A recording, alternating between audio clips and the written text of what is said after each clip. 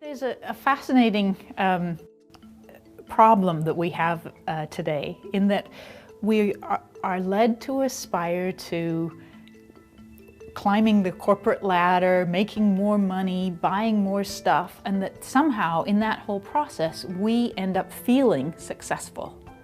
The reality is that you can talk to some of the most successful people in our culture who have the big lives, and as you talk to them, you realize that they're just like you or I. There's something deeply dissatisfying about all of that. And in fact, oftentimes the stuff over time becomes really apparent as a surrogate for something that can't be bought.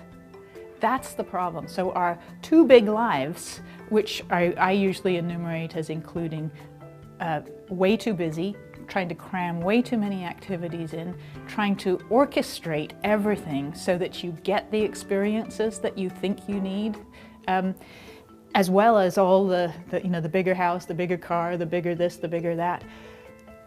All of that is trying to find something that cannot be found either in busyness or in stuff accumulation. And that is just showing up in the moment.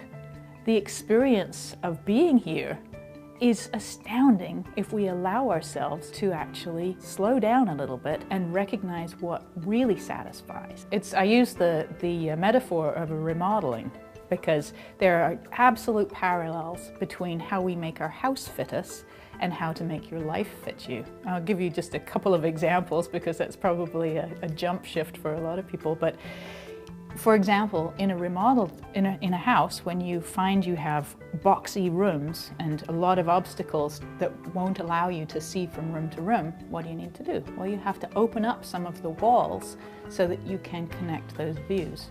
The same thing is true in our lives. Often we live in these little, when we're at home box, and then when we're at work box, and when we're socializing box, they're all separate worlds that don't talk to each other.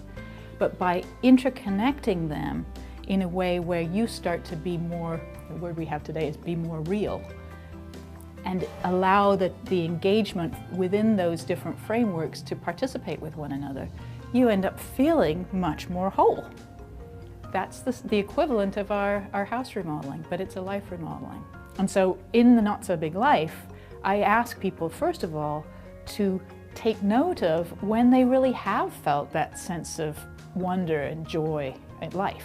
And very frequently, it's not always, not universal, but very frequently, it's when somebody's been taking a walk in nature and suddenly has come over a brow of a hill or something and seen a bunch of deer, or whatever it was, but it's just like, it takes your breath away. And well, why does it make that happen?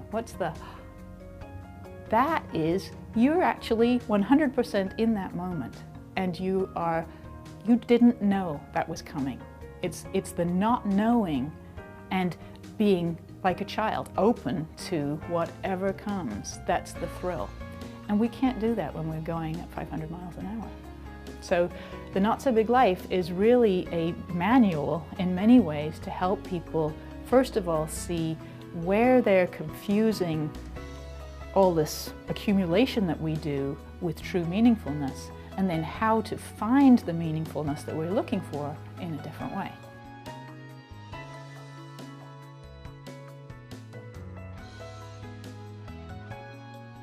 For more information on Sarah Susanka and her books, the Not So Big House series, visit my website, expertrealestatetips.net.